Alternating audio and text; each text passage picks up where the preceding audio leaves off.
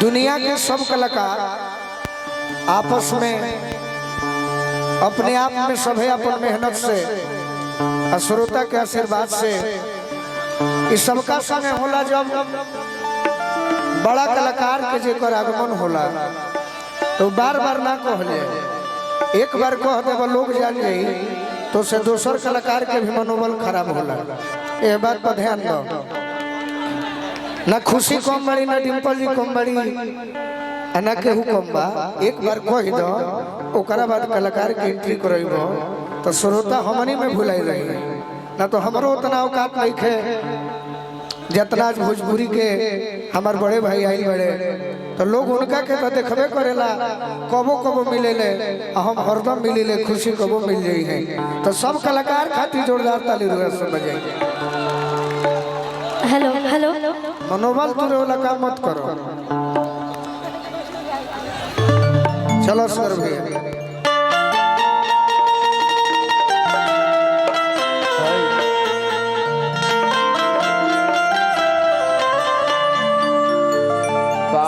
सबसे पहले हम अपन विकास भैया के पैर छू के प्रणाम कर चाहते हैं। भैया के माध्यम से इतना सारा कलाकार भैया के घरे उपस्थित बानी और अपन बड़ भैया गोलू राजा भैया जो कि हमारे भोजपुरी इंडस्ट्री के मंच के राजा हैं, भैया के पैर छू के प्रणाम बा।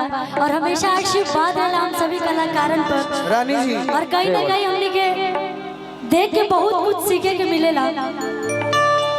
हमारे बीच बहुत ही अच्छे राइटर हमारे पवन बाबा, बहुत ही क्यूट सी एक्ट्रेस हमारे डिम्पल थी, तमाम कलाकार हमारे बड़ भैया के शादी भी आवत नहीं। तो सब कोई के दिल से प्रोग्राम पर पैर चुके जितना भी कलाकार राहुल पांडे भैया बानी सब कोई बहुत बहुत धन्यवाद आप सबको। नया नया शादी भइल बा। हाँ जी। मेहरारू सेज पर बैठल बड़ी। हाँ हाँ। पहला आगमन बा, का चाहत करू बताओ। रंगीन रंगीन तनिक देखी पहले तो बोलो बोलो रउआ के हम सादर प्रणाम कइल चाहे। हमरा बुझाता कि 2 साल के अंदर हमार कौनो ऐसा स्टेज ना होई, कौनो ऐसा परफॉर्मेंस ना होई, चाहे महावीरी अखड़ा, चाहे स्टेज शो, चाहे कौनो चीज के, लेकिन राउर गाना हमरा खातिर सबसे लकी गाना बा। हाँ कि ना रउआ लोग पसंद करेनी? कौन गाना बाबू? आज राजा जी के कोरवे में देखी आजे भर राजा जी के कोरवा में हमरा लागेला कि सबसे बड़ा हमरा लकी सॉन्ग बा। आ गाना भी गड़ गए।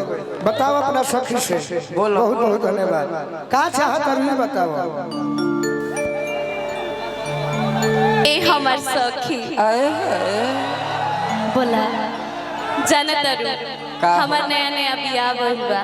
केकरा से आदमी से न होई हम कहां कहले भैंसा से त तहरो एगो बकरी से करा देता नी, तहरो जिंदगी अच्छा से चली। बकरी से ना पाठी से कहला।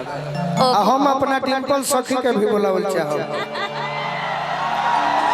शायद भोजपुरी जगत में हमारा अनुभव होला, बाकी रौरा दिल में का बा ये हवे कि रौरा का जाने कहे हंसत नहीं थी, बोलत नहीं थी। ये बती अपना डिम्पल सखी से कहो। हाँ जी। ए सखी ए सखी हंसत का बेटा बोला। हमर नया नया शादी भइल बा।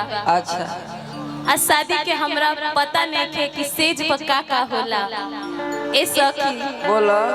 तहार तो शादी हो गइल बा, अच्छा। तू ही कुछ कह ना कि सेज पर जाके हमरा कैसे कैसे का अपना राजा जी से करे के बा। हम बता देते नहीं हाँ जी। कि आज हम पहिला मिलना।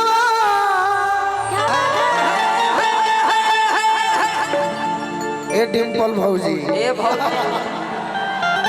देखो भाई ए भाई प्रोग्राम कोनो तरी से हमें के चाहिए। हाँ जी। गलती ना ना हमारी बनी कबे से बोका लेखा बैठल आ मन लागत बा नरौरा सब तो हुले ले कोइले बनी।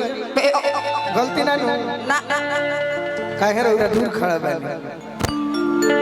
डिम्पल जी का कहे ठंडा लागत क्या हो बताई। मैं भौजी नहीं हूँ, मेरी शादी नहीं हुई है, तो आप मुझे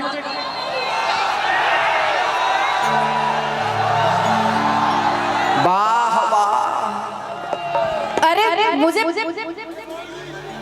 पता ही नहीं कि मेरा दूल्हा कौन है। भौजी भौजी भौजी आज ना तो हम है दूल्हा हम है।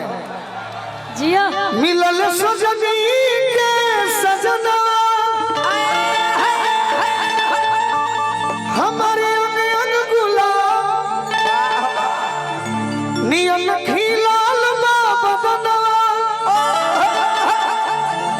सुनी सुनी भगवान जन बिहान हो खती कि आज राजा जी के घरवे में जवन हो खती आज राजा जी के जवन हो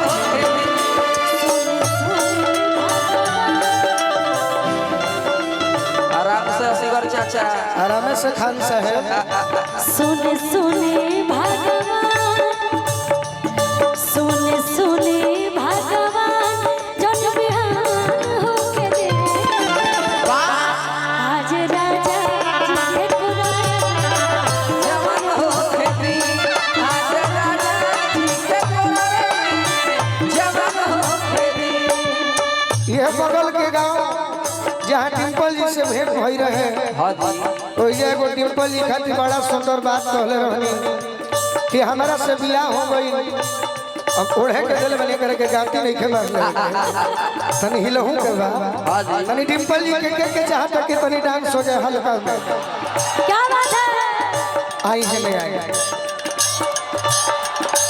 जिया